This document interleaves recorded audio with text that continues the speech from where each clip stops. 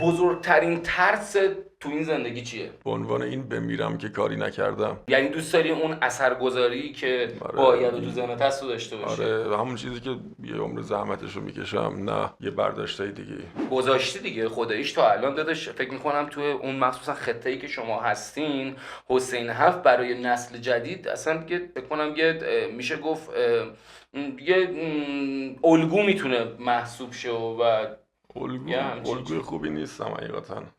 خودتو کلا الگوی خوبی نمیدونی؟ نه اصلا باید درس بگیرن. به نظر من باید یه زندگی منو ببینن و درس بگیرن و این مسیرها رو نرن، بهترشو برن. عجیبه. یعنی راضی نیستی از جایی که هستی؟ راضی نه، مسیر خوبی نبوده. منظور جریان هیپ هاپی و کلهم همش دیگه. ولی من میدونم که اونجا کلی نگاه کلی آدم حداقل رنج سنی زیر 20 به تو هست. حالا اونجوری که من در ارتباطم با کسایی که دنبال کنندتن.